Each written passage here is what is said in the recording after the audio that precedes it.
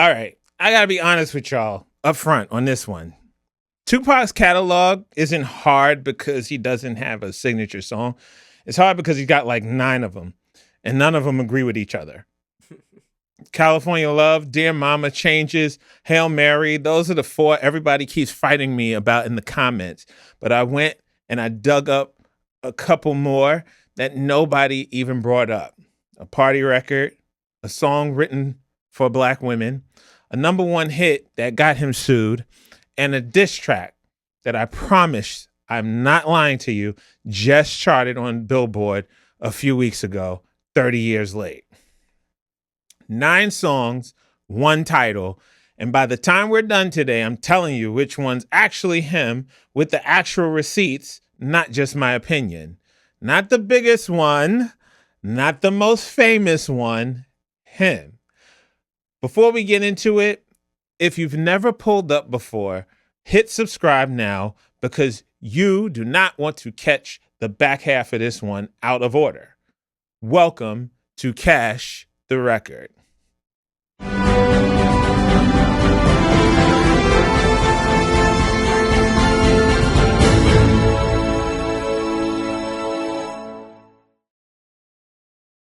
What's going on, everybody? I'm John Cash. Welcome back to Cash the Record, the show where we settle one question and one question only. What's an artist's actual signature song? Not the biggest hit, not whatever your favorite deep cut is, the song, the one that comes up the second someone says their name. And today, we're doing a guy who's been dead almost 30 years and is somehow still charting right now this year. Everybody's got hits. Legends have signature songs. Let's go figure out which one's his. Same 5 questions I always run everything through. #1, was it a major hit? #2, did it define the artist? #3, did it influence culture? #4, do casual fans actually know it? And #5, the alien test. If aliens landed tomorrow and I only had 1 Tupac song to play them, 1 record to sum up who this man was and what he meant, what am I hitting play on? Hold on to that one. I'm coming back to it at the end. But before all that, let's see what you guys think first in the segment, The Aux Speaks. Now, before I even sat down to write this outline, I put 1 question up on Threads. In your opinion, what's Tupac's signature song? Simple enough, right? Wrong. Let's go through what y'all gave me. So let's fan response. #1, Changes. So Isaiah X Gomes says, Changes. What the fuck? Changes? What the fuck? Bro. Bro asked himself the question and answered it in the same breath. Attitude included, no punctuation, no mercy. There's some sass on that one for some reason. I respect the confidence. I have concerns about the sentence structure, but I respect it. Fan response #2, Me Against the World. So J Raw something said, Me Against the World. Also, Pac's second verse is the best he ever rapped. J Raw. Me Against the World is an album. That's 11 songs. You just told me your favorite restaurant is food. And the second verse of what, J-Raw? You gave me a verse ranking with 0 context, like I'm supposed to just know. Dear Mama's second verse, So Many Tears. You left me out here guessing like it's a word search. Bold answer, 0 follow through. Somehow I still kind of love it. Let's go to the next fan response.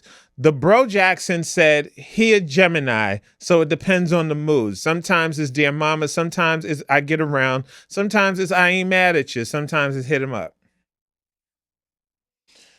Bro just gave me a whole horoscope reading instead of an answer to a direct question. I gave you a playlist. He a Gemini, so it depends on the mood. My brother, that's not astrology. That's just you not being able to commit. You can't even commit to a debate answer, let alone a woman. 4 songs. 4. I asked for 1 signature song. You gave me his entire Spotify Wrapped. I'm keeping this comment up on the screen, though. Everybody needs to see this man's indecision in real time. Her favorite dude says, keep your head up. Her favorite dude picked the one song that can get you invited back to Sunday dinner. That's a respectable pick. A little safe, but respectable. Brandy was here _ said, California Love. And there it is. The most predictable answer in hip hop history, right on schedule, like clockwork. Brandy, I could have had autofill finish that comment for you. You didn't even make me work for this one. So look at what just happened. One guy answered his own question with attitude and no context. One guy nominated an entire album like it's a single song. One guy gave me a horoscope with 4 different songs buried in it.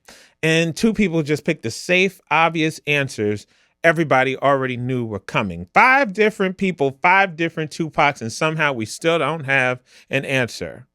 Let's go find out who this man actually was.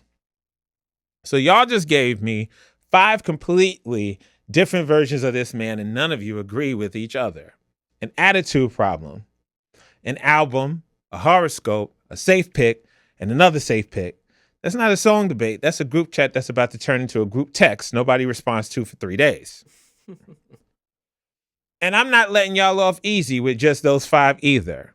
I found 4 more songs nobody mentioned when I put this together, and they're getting a hearing today, whether you like it or not. So let's get into the evidence. Tupac Amaru Shakur, rapper, actor, poet, activist, and depending on which corner of the internet raised you, add prophet or martyr to that list too. 5 number 1 albums on the Billboard 200, 8 number 1s on the top R&B hip hop chart, 21 songs that made the Hot 100 across his career, 2 albums certified diamond by the RIAA, and gone at 25. And somehow he's released more albums after his death than he did while he was alive. That's crazy. I didn't know that. I know that sounds like a typo. It's not. Kendrick, Nas, Eminem, J. Cole, 50 Cent, DMX, every single one of them will tell you flat out there's no version of them without him. He's the second best selling hip hop artist in U.S. history, according to the RIAA. 37.5 million certified units, trailing only Eminem. He was inducted into the Rock and Roll Hall of Fame in 2017. He got a posthumous star on the Hollywood Walk of Fame in 2023, 27 years after he died. This whole thing is hard because Tupac wasn't one guy. He was at least 9 of them. And every one of those 9 is in the room with us today. So let's go to contender number 1. Brenda's Got a Baby. That's a good song. The origin story candidate. Let's start with the numbers because they matter. This is his solo debut single, 1991, off his first album, Tupacalypse Now. It peaked at number 6 on the Billboard Hot Rap Songs chart. It never touched the Hot 100. Not close. So before the chains, before the movie roles, before Death Row even existed to him, you've got a 20-year-old kid writing an entire song about a 12-year-old girl the world had already given up on. This is where conscious Tupac actually starts. Not the version people quote on Instagram, the real one. The one nobody was paying attention to yet. No Brenda's Got a Baby, no Dear Mama down the line, no changes. This is the whole blueprint sitting right here in 1991, and nobody knew it yet. Problem is, being the blueprint doesn't mean you're the building. Everybody wants to talk about Tupac the icon. Nobody wants to talk about the 20-year-old kid who is already writing better social commentary than half of Congress. This is where that guy shows up. Okay, criteria time. Was it a hit? No, never touched the Hot 100. The top 10 on hot rap songs, but that's about it. Did it define the artist? Sort of. It's his voice, but the world isn't listening yet at this point. Did it influence culture? Quietly, yeah, it did. Everything he wrote about Poverty and struggle after this owed something to it. Do casual fans know it? Honestly, no. This is a deep cut for anybody who only knows the hits. And the alien test. It's not even close. You're not leading with this one. So, my verdict, eliminated. Good seed, not the tree. Contender number 2. I Get Around. The breakout candidate. That's a pretty good one. It's the second single off his second album, Strictly for My Niggas, 1993. It features Shock G and Money B of Digital Underground, the group that literally gave this man his start. It peaked at number 11 on the Billboard Hot 100. That's his first ever Hot 100 entry and number 8 on Hot Rap Songs. You have 2 years before this, Tupac's literally dancing around on stage in a granny gown and a shower cap as Digital Underground's hype man. I'm not exaggerating. Go look it up. Then his own crew brings him back for one song and it becomes his first Hot 100 hit ever. This is the record where people stop looking at him like somebody's background dancer and start looking at him like a star in his own right. Hey, what you doing? Stop what you're doing right now and subscribe to the John Cash Show podcast. Before the world took Tupac seriously as a poet, they took him seriously as a party. Somebody had to go first. Let's see how this one actually holds up. Was it a hit? Yeah, first 100 hit of his career. No debate there. Did it define the artist? Half of him, maybe. This is the fun, flirty side. Real, but that's not the whole man. Did it influence culture? Not really. Beyond getting him back on people's radar after Digital Underground. Do casual fans know it? Kind of. The older heads know it well. Casual fans less so. The alien test. No. It's 2-1 note, and you'd be lying to the aliens. My verdict is eliminated. This one introduced the star. It didn't introduce the artist. Contender number 3. Keep Your Head Up. The empowerment candidate. This is the third single off that same album on 1993. It peaked at number 12 on the Hot 100. It samples Zapp's Be Alright and 5 Stair Steps' Ooh Child. And it's dedicated by name to Latasha Harlins, a 15-year-old girl who was shot and killed in 1991 and whose death helped set off the tension that led to the LA riots the following year. Right when gangster rap is blowing up and getting hammered for how it talks about women, Tupac puts out a song specifically for and about Black women. He said a real girl's name, a 15-year-old who the news cycle had already started to forget about. And he made sure people didn't get to forget her. In 1993, in that genre, that's not a small move. Most of his peers weren't touching that with a 10-foot pole. Keep Your Head Up wasn't just a song. It was Tupac standing in the middle of a genre built on disrespecting women and saying, nah, not on my watch. Running the checklist on this one. Was it a hit? Yeah, top 15 on the Hot 100. Did it define the artist? A lot, actually. You're seeing the conscious under the bravado real early here. Did it influence culture? Yes. It still gets cited as one of the first big rap records built around protecting Black women. Do casual fans know it? Kind of a deep favorite, not really a household one. And the alien test. It's a strong case, but it's fighting Dear Mama for the exact same lane. And Dear Mama wins that fight. You'll see why in a minute. So my verdict here, eliminated. This one proves he had the heart. Dear Mama proves it was personal. Which leads me to contender number 4, Dear Mama, the soul candidate. It's the lead single off Me Against the World in 1995. It's number 9 on the Billboard Hot 100. His first top 10 hit ever. This would have been my pick. Number 1 on Hot Rap Singles for 5 straight weeks. It was Grammy nominated for Best Rap Solo Performance. And in 2009, it was inducted into the Library of Congress's National Recording Registry, the first solo hip-hop recording in American history to get that honor. It's also certified platinum by the RIAA. And here's the stat that actually gets me every time. He recorded and released this while he was sitting in prison. Sit with that last one for a second. He made the most tender song of his career while he was locked up. That's not a coincidence to me. That's a man reaching for the one thing nobody could take away from him. And the Library of Congress didn't just slap this on a playlist somewhere. They preserved it permanently, called it a national treasure, which is the first solo hip-hop record ever to get that. Before this song, the government had never said a rapper's voice, just him alone, no beat, behind the beat, mattered that much. Dear Mama isn't really a rap song anymore at this point. It's sitting in the same building as the Declaration of Independence. Sit with that. That's fucking nuts. Every rapper who's ever made a song for their mother is standing on Tupac's shoulders. He didn't invent Loving Your Mom out loud. He just did it better than anybody's done since.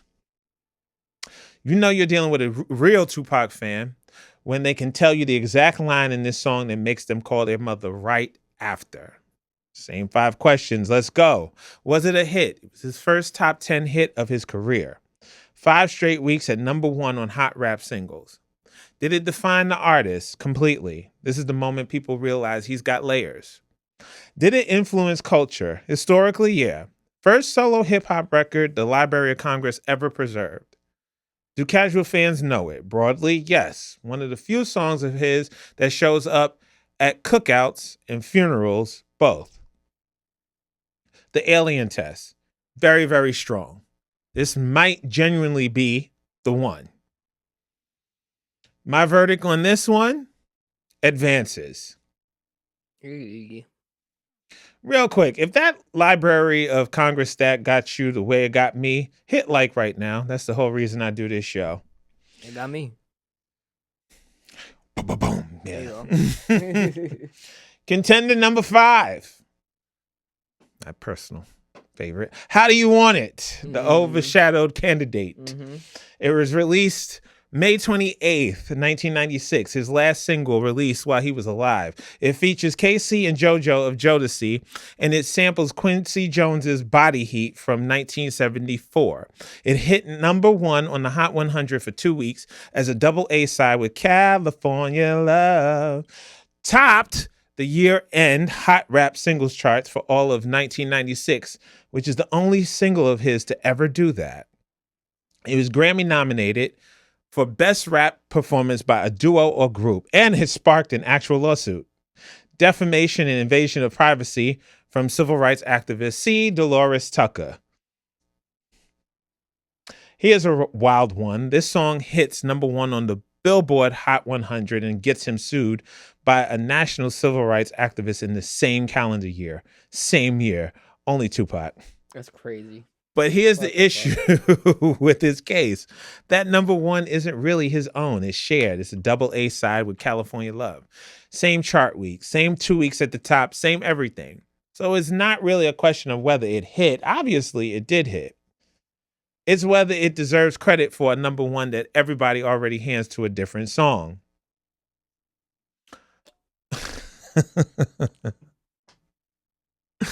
Let me tell you something. I had to take a real break real quick. Because real talk, though, if the casting call ever goes out for P-Valley, if the Pink in P-Valley needs a new dancer, that's my go-to song. How Do You Want It? Okay? I'm telling you right now. I'm telling you right now. This is my song. Don't even audition me for nothing else. This has main stage energy. This was built for a stage with a pole in the middle of it. Okay? I would be right, activate your hips and put your ass out. Hey. Want some that about to pass out. Want to dig you. I ain't gonna lie about it. Yes, I'm a poll for the next episode. Yeah, I am. Yes. What you call it? My best friend also happens to be like a pole instructor. Oh, really? So we'll be twirling on the pole. You know how they do the whole. Yeah. The whole thing. We'll be doing all of that. But Yeah. That's exactly why I'm not getting casted in anything. Moving along. How Do You Want It hit number 1 and got him sued by a real civil rights activist in the same year. That's not a chart stat. That's a whole news cycle. Most artists never survive. All right. We reached the judgment time. Was it a hit? Yes, technically tied for number 1, but sharing the credit with California Love. Did it define the artist? Barely. It mostly overlaps with California Love and doesn't add much new. Did it influence culture? The Tucker lawsuit turned into an actual landmark case about rap lyrics and free speech. So yeah, in that sense. Do casual fans know it? Less than California Love. It's usually remembered as the other side of that single. And the Alien Test. No. If I'm reaching for the number 1, I'm reaching for the one nobody forgot. So my verdict is eliminated. It got him to number 1. Never got to stand there by itself. Even though that's one of my personal favorites. Sadly. That and Freak a Leak. Those are my top 2 by PD Pop. I know that is like kind of weird, but those are my go-to. Anything outside of Rihanna, like that's my 2 go-to. Freak a Leak and How Do You Want It? Contender number 6. Hit him up. The Resurrection Candidate. This was released June 4th, 1996 as the B-side to How Do You Want It, never issued as its own single. Never charted on any Billboard chart while he was alive, not once. Widely ranked by Complex, having it as number 1 as the greatest diss track in hip-hop history. And then in December of 2025, nearly 30 years after it came out, it debuts as number 6 on Billboard's Rap Digital Song Sales Chart, off pure vital resurgence online. That makes it its highest, second highest peaking song ever on that chart, behind only California Love. Okay, I need y'all to sit with this one because it might be the craziest stat in this whole episode. This song never charted once while Tupac was alive. That's crazy.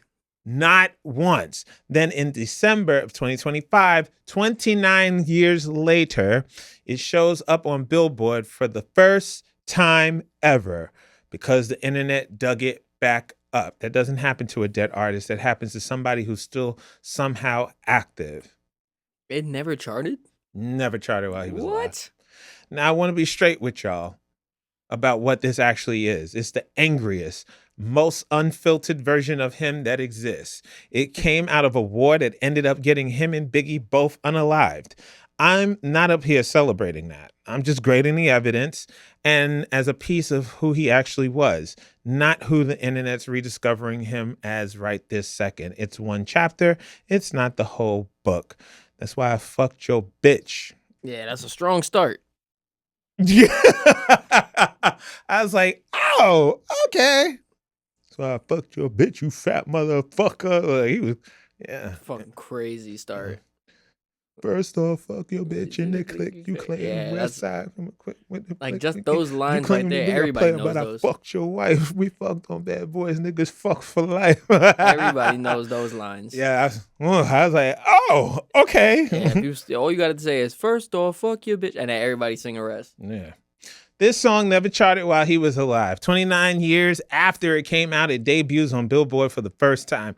Somebody explain that one to me. So let's hold this one up to the criteria. Was it a hit? Not back then.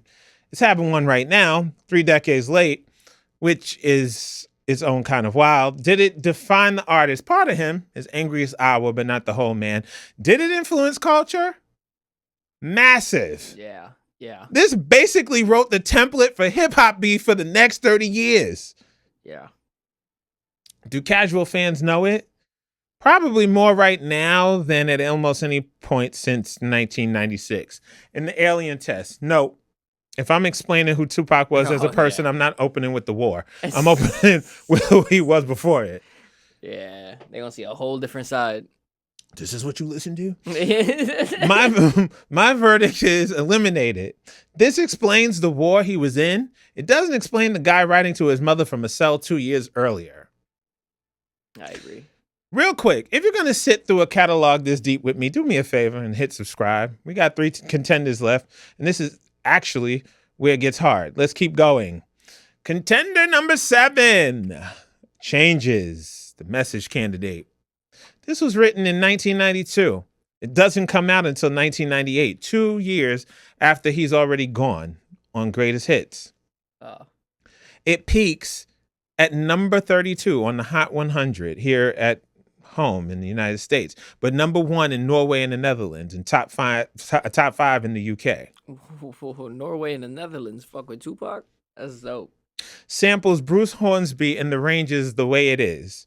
Grammy nominated in 2000 for Best Rap Solo Performance, the only posthumous song in history ever nominated in that category. And in 2009, the Vatican selected it as one of the 12 songs for their official music page. The Vatican picked the Tupac song. Wow. Let that sit for a second, because I still can't fully explain that one. My son is in the Vatican. No, Library of Congress, Library Vatican. of Congress. Holy shit.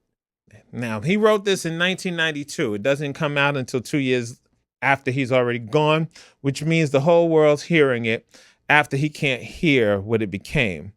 A posthumous song has never gotten a Grammy nomination before or since. Nobody else has ever written something that felt unfinished in exactly the right way after they were already gone. Changes is the only Tupac song where he's not performing for you, he's warning you. He asked, "Is life worth living for, or should I blast myself?" in 1992. Nobody hears it until 1998, 2 years after he already answered a much worse version of that question about his own life. That's not a lyric anymore, that's a prophecy, whether you're comfortable with that word or not. So same 5 questions again. Was it a hit? Modest here at home, number 32, but genuinely massive overseas. Did it define the artist? Yes. This is Tupac the Prophet. History remembers this side of him hardest. Did it influence culture? Huge. It's taught in classrooms. The Vatican picked it up. It's still getting sampled decades later. Yeah. Do casual fans know it? Yeah. It's one of the most quoted rap songs there is. And the Alien Test. It's dangerously close. Only issue is he never got to finish it himself. So my verdict on this one, advances. Let's go to contender number 8. California Love, the commercial juggernaut. This was released in December of 1995, his first single after leaving prison and signing to Death Row, featuring Dr. Dre and Roger Troutman. 2 weeks at number 1 on the Hot 100, double A side with How Do You Want It. Also number 1 in Italy, New Zealand, and Sweden. It was posthumously Grammy nominated for Best Rap Performance by a Duo or Group, and it anchors All Eyes on Me. Certified Diamond, 10 times Platinum by the RIAA. This is the one your uncle's playing at every cookout without fail, no exceptions. Tupac walks out of prison, gets in the studio, and writes the biggest song of his life in 15 minutes. 15. Crazy. Most rappers spend 15 minutes deciding what they're eating for lunch. This isn't just a hit record. This is the sound of a man announcing to the whole world that he survived. So we're going to do something real quick. We're going to do the 15-minute challenge. 15 minutes. I want to try something. All right, one first. 15 minutes. Go.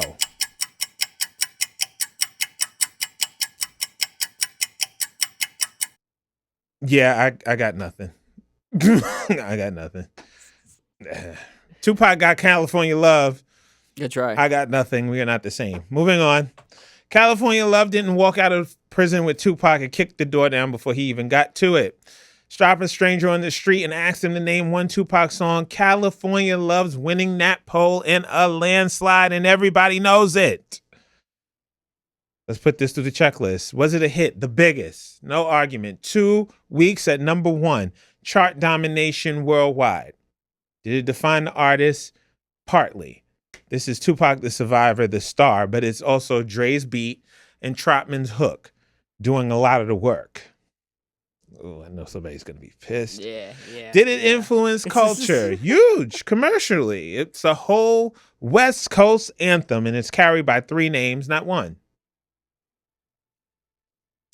The casual fans know it. It is the most universally known song in his entire catalog, hands down. The Alien Test. This is strong, but I keep coming back to this question. Is it the most Tupac song or just the most famous one? My verdict on this one advances. Yeah, I figured. I wonder what you say for last. Contender number 9. Hail Mary, the legacy candidate. Oh, okay, that makes sense. It's the 3rd single from the Don Illuminati, The 7-Day Theory, released after his death under the Machiavelli alias. That album debuted at number 1 on the Billboard 200, 664,000 copies in the first week. Ooh. But none of his 3 singles, including this one, ever charted on the Hot 100 in the United States. It did go gold in New Zealand and cracked the top 20 in the UK. And it was recorded in the final days of his life, a 3-day session about 2 months before he was killed. This one carries a weight the others don't. And I want to be honest with you about why. Part of the reason Hail Mary hits as hard as it does is what happened right after he made it. He recorded this 2 months before he died. That's just true. And it's not something you can separate from how we hear it now. I'm not saying that to disrespect the song. I'm saying it because it's the truth. And the truth is we can't let circumstances vote here. Just like we didn't let the circumstances vote for Aaliyah with Rock the Boat. This might be the most haunting thing he ever recorded, but some of that power comes from what happened next. Not just what he actually said in it. A signature song's gotta carry its weight completely on its own 2 feet. This one doesn't. Not fully. Hail Mary might just be the darkest record in rap history, but dark and signature are not the same thing. If they were, everybody's signature song would just be whichever one scared us the most. All right, last one. Let's grade it honestly. Was it a hit? Not commercially. It never charted here. The album did, the single didn't. Did it define the artist? Only the last chapter of him, not the whole story. Did it influence culture? Yes. It's one of the most discussed tracks in hip hop, but a lot of that discussion is about the timing, not just the song. Do casual fans know it? Yes, but mostly because of what happened after it, not because of the song on its own merits. The Alien Test. No, I'm not explaining a man's whole life with the last thing he ever recorded before he died. My verdict, eliminated. Unforgettable record, just not the fairest measure of who he was. So we're down to the final 3. Dear Mama, the soul of the catalog. California Love, the commercial juggernaut. And Changes, the prophet's testimony. 3 left. Let me lay out the actual case for each one before I rule. Dear Mama, most representative of who Tupac actually was underneath everything else. It was the first hip-hop solo record the Library of Congress said mattered forever.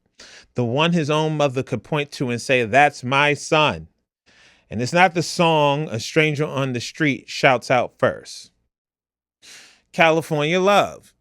Biggest commercial moment. The song that reintroduced him to the whole world. 2 weeks at number 1. Chart domination everywhere. Made every cookout playlist in America for 3 decades running, but it's carried by 3 names on the credit, not one. Is that the full picture of Tupac or the full picture of what Death Row could build around him? and changes. It's the most quoted. It's the most studied. It's the most prophetic. It's recognized by the Grammys. It's been adopted by the Vatican. It's taught in actual classrooms. It's the only posthumous song ever nominated for Best Rap Solo Performance. But he never got to finish it. The world heard it after he was already gone, shaped, at least partly, by other hands. Before I tell you what I picked, comment your guess right now. Don't scroll ahead. I mean it. You've seen all 9. You know the rubric. Type your pick before I say mine because I want screenshots of who called it and who didn't.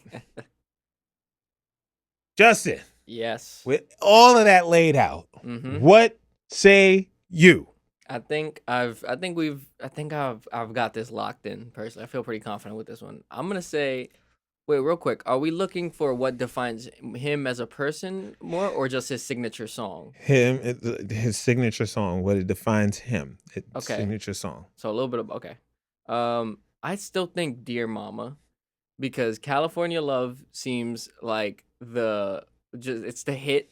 You know, it's the one everybody would go to, but you know, it's not. It doesn't really. I don't feel like you really get to know who he is as a person on it. And Changes, like you said, it was worked on after his death. So I don't know. I think "Dear Mama." That's my vote. Okay. Here's my verdict. Let me run this back through the 5 questions one more time. Word. Was it a major hit? Dear Mama was his first top 10 hit, and it sat at number 1 on the rap charts for 5 straight weeks. Did it define the artist? Yes. This is the record where people finally learn he's got a soft side under all that armor. Did it influence culture? The Library of Congress made this the first solo hip-hop song ever inducted into the National Recording Registry. That's not nothing. Do casual fans know it? Yeah. And it's one of the only songs of his that shows up at funerals and cookouts both. The alien test. If I've got only one shot to explain Tupac to somebody who's never heard of him, I'm not playing the biggest hit. I'm not playing the party record or the diss track or the one that just went viral 30 years later. I'm playing the one he made from a prison cell for the one person who never stopped believing in him. I'm playing Dear Mama. Oh, shit. Now, the biggest hit is California Love. The Prophet's testimony is Changes. But the signature song, the one that made the Library of Congress rewrite its own rules, the one that shows you exactly who Tupac Amaru Shakur was before the world turned him into a symbol, is Dear Mama. Yeah. Oh, that felt good. That felt good. that felt right. I feel vindicated. But then I smirked, but I always smirk when you answer. Yeah, word. You always. So I was like, at first I was like, oh, but I was like, nah, he could just be like, it's my poker face. Yeah, word. And I already know. Somebody's in the comments right now with California Love typed out before they even finished the video. That's fine. That's a hit record answer. I asked for the signature song. Those aren't always the same thing, and today they're not. Changes people. I hear you too. He didn't finish that one. That's the whole problem with it. California Love made him a star. Dear Mama made him human. Tupac's got bigger songs. He does not have a more honest one. All right. I made my ruling. Now it's your turn. Change my track. Drop your pick in the comments. Give me one stat to back it up. No stat, no argument. I'm not hearing it. If you're watching this on TikTok or Real Stitches with your pick, show your face. Give me your stat and tag the John Cash Show podcast. Best Stitch gets pulled into next month's episode, not just the comments. And if you're on the threads or IG post for this one, there's a poll up. California Love, Dear Mama, or Changes. Vote before you scroll past. Best comments and best stitches both get featured next month, and I'm already watching. Subscribe, Like it, and send this to the Tupac fan in your life who's been saying California love since before they knew what a Billboard chart even was. You know exactly who it is. Tag them. Let them come fight me in the comments. That's the whole point of this show. I'm John Cash. Everybody's got hits. Legends have signature songs. This has been Cash the Record. Next time on Cash the Record, I'm leaving the 90s behind, and I'm taking on the most protected artist in music, Beyonce. Crazy in Love, Halo, Formation, Single Ladies, at least 4 songs, at least 4 arguments, 1 answer. And I already know the Hive's going to be in my mentions before I even finish uploading. Subscribe now, because when I drop this one, shit, I might genuinely need security. It's coming.